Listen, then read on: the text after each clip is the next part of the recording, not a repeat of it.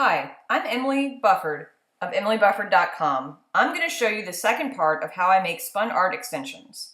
First, the wool was carded, then spun, now it will be unwound, felted, shocked, and cut. The third step in my process is to unwind the completed yarn from the bobbin of the spinning wheel. I wind it around my arm in preparation for felting so it is in a semi-compact form to fit into the stovetop pot. This is what the yarn looks like after only being spun. You can see it's very light and fluffy looking. The colorful accents in the dark brown base are silk waste and Leicester locks. The yarn will go into the pot of water just like this. Here's the fourth step, lightly felting the wool. You can see I have brought the water to a rolling boil with just a touch of soap in it. I'm putting a timer on for 5 minutes so I don't overfelt the wool.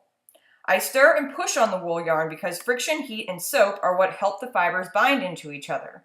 I'm not overfelting, so the yarn is still supple and moves naturally rather than being stiff. Shocking the wool involves pouring it straight from the pot into a strainer and running cold water over it. This will help lock the bound fibers into place so that the felting job is permanent and is not affected by stretching later. Finally, I squeeze all the excess water from the wool, then bring it upstairs to the cutting board.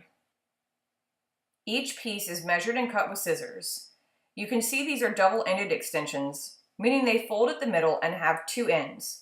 Natural hair is braided down one side, while the other side hangs free. My other videos about spun art hair extension includes the first part of my process.